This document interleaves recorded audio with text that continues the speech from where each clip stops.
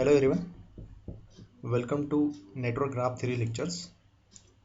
I am Swapnil Badar and I welcome all of you for this course.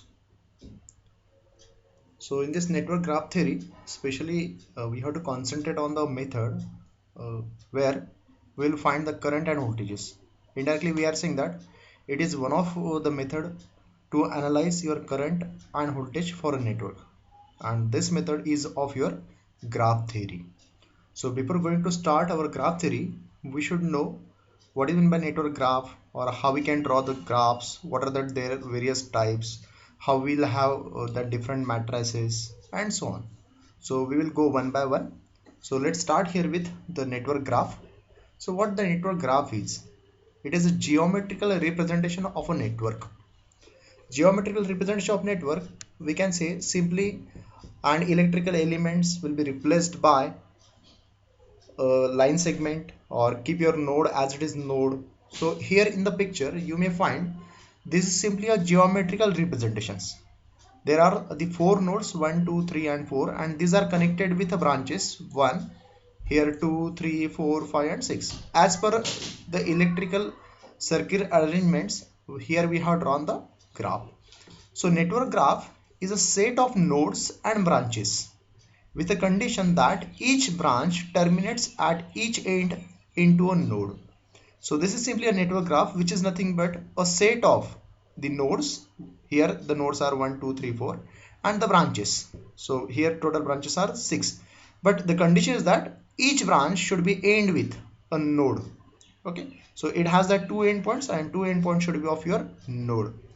In a graph theory, each branch must have two endpoints given by nodes, and some of the times this branch is also called as edge, where the node is called as vertex or junction. Okay, so how we can represent, what are the various elements in a electrical circuit we have seen, and how we can represent it in graph forms. So simply, if we are having that node 1 and node 2, in between that the resistor element is present, so their equivalent is in graph theory is simply a line segments. We can say the branch B1 between node 1 and node 2. Capacitor, that is same, again it can be represented by a line segments, we can also call it as a branch, so it is also present in between that node 1 and node 2. Inductor, so again we can say it is represented by a line segments, and it can also taken as a branch for a graph theory. Between node 1 and node 2 there is a branch is present, so that is of your L. If there is a combination of resistor and inductor, so how we can represent in a graph? So definitely each circuit element is replaced by a line segment. So we can say L is replaced by a branch B1 segment, R is replaced by a branch B2 segment. Also you can also take it there parallel. Okay, and you will find that there is a parallel impedance. So again there is a parallel combinations can be replaced by a single line elements. It also possible. If capacitor and resistor, if two electrical elements are connected in series, capacitor and resistor, so we can say this is a capacitor and this is a resistor. So capacitor will replaced by a line segment, we can say B1. Resistor is replaced by a line segment B2. Between node 1 and node 2 there is a capacitor, so between node 1 and node 2 there is a branch B1 as a line segment, and here resistor will be represented in a graph is by a line segment B2. If we are taking it, these are connected in series, so you may find there is series impedance. Also we can say that Z R plus R minus JX, sorry, this is Z. So that's why you may find between node 1 and node 3 only one impedance is present, that is Z. So again it may be replaced by a line segment in a graph, so it is R. But look at here, the branch is present between node 1 and node 3, not between node 1, node 2 or node 2 and node 3. It is, we are taking that overall impedance of C and R. So that's why it is present between node 1 and node 3. If there is some voltage source, we consider that ideal. So can we have the graph for ideal voltage source? No. So there is no graph. Why? Because as we know that when we eliminate voltage source, it will be replaced by short circuit. Short circuit, understand, these two node becomes same, and when these two nodes are same, so there is no branch element is present between, because node 1 and node 2 are same. So that's why the graph is not possible for ideal voltage source. Similarly for ideal current source even also, because for ideal current source may be replaced by an open circuit. When you have to eliminate, that will be replaced by an open circuit. So for ideal current source also there is no graph, okay, because it may be replaced by an open circuit. Open circuit means between node and node 2 there is nothing is present. So that's why we can't draw the graph for this ideal current source. But if voltage source with having some internal resistance, so definitely we can draw it. But look at here, where or what the node here we have to consider.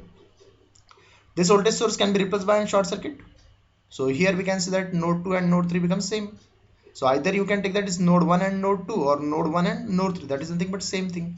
So what here, these two are short, so node 2 and node 3 become same. So you will have in that only one resistance, and for resistance you can simply draw a graphical representation by a line segment between node 1 and node 3. In the same way, if current source is present with shunt resistance, so what do you understand here, this current source may be replaced by an open circuit, so that will be open. So only between node 1 and node 2 there is resistance is present, and again we have seen the resistance can be replaced by a line segment. So it is possible. So for practical voltage source and practical current source it is possible to draw the graph, but for ideal, okay, simply for ideal voltage source and ideal current source it is not possible to draw the graph. There may be a case, a voltage source with parallel resistance. So voltage source is replaced by a short circuit. Short circuit, understand, these two nodes are nothing but same. So as two nodes are same, so we can't draw their graph, okay. Or if current source is having series with resistance, okay, so what here, the current source may be eliminated by open circuit. So for open circuit, here that node 2 and node 3 are open, so that circuit is not completed. So between node 1 and node 3 we can't draw the graph, so that is no graph. So here you have to understand for what elements we can draw the graphs and for what element not, we can't draw the graph, okay. And from this understanding we can go for the graph of network. So let's take here, we have to draw the oriented graph for the given network. So the network is given. So here that various resistance values are given, or various resistances are given here with 910 volt. So first of all, here you have to identify number of nodes. What is meant by node? Where two or more than two branches are connected. And what is branch? At least it has one electrical elements, okay. So that is of your branch with two ends. So identify here that number of nodes: node 1, node 2, node 3, node 4, okay. Only 4 nodes are here, and let's consider the branches are, this is the first branch, second, third, fourth, fifth and sixth. So we are having that 4 node and 6 branches. So your graph of network should have the same number of branches, should be 6, and number of node is also same. Here we may say that we are having that practical voltage source with internal resistance 5 ohm. So let's take here how we can draw the graph for it. So first of all, you have to keep your all the node as it is. So keep your node as it is, 1, 2, 3 and 4, okay. This node 1, node 2, node 3 and node 4, okay. Then how we can draw the graph for 5 ohm resistance? It is simply replaced by an line segment. So each branch will be replaced by an line segment. So this is branch 1, branch 2, branch 3, branch 4, branch 5, branch 6, okay.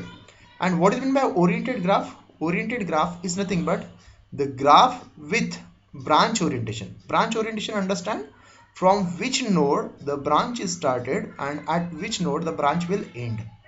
Okay, from which node it is started and at which node it is ended. So that is of your branch orientation. So let's take here, and the branch orientations you can assume whatever you want. You may take it from node 1 to node 2 for branch 1 or node 2 to node 1 for anything. Okay, so let's take here, we are having consideration, we are taking the consideration as the branch 1 is coming from node 1 to node 2, branch 2 node 2 to node 3, branch 3 node 2 to node 4, branch 4 node 4 to node 1, branch 5 node 1 to node 3, and branch 6 node 3 to node 4. So this is a very simple one, how we can draw the graph of network. Each circuit elements or each branch of an circuit or of a network will be replaced by an line segments. Okay, keep your all the node as it is, keep your number of branches as it is. Only the difference is that here we are not having that any electrical elements representation in a graph. It is simply replaced by a line segment, nothing else.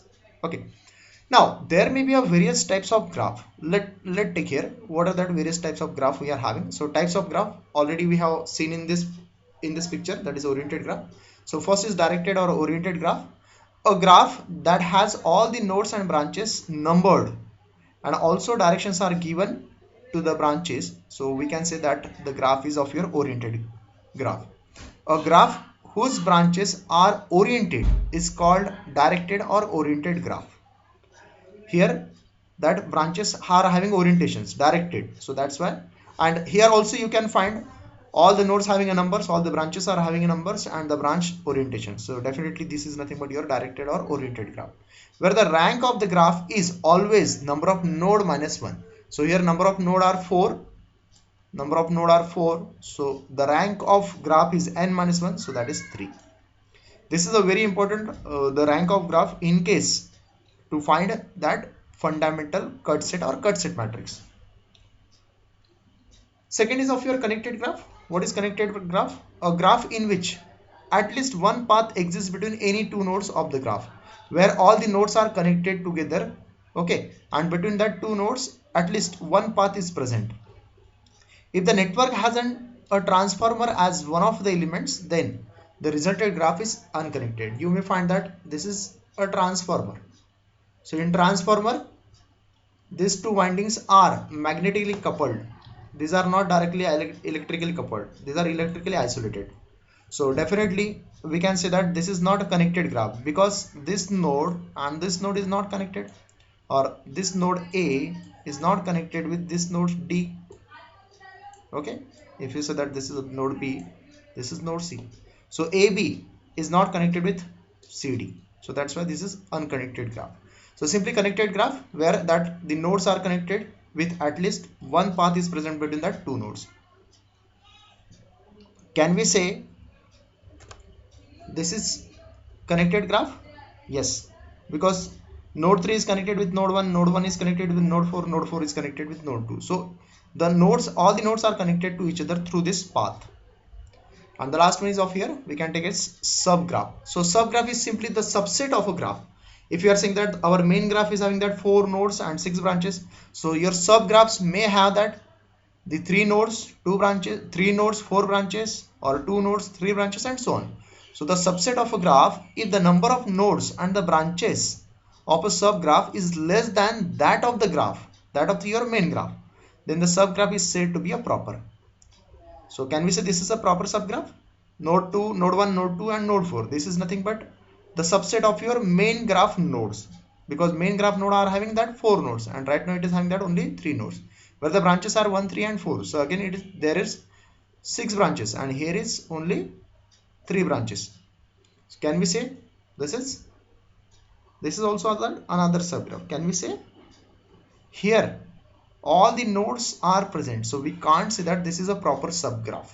Okay, subgraph should be having at minimum, or we can say that is less than your main graph nodes and branches. So this is from the first lecture. Thank you.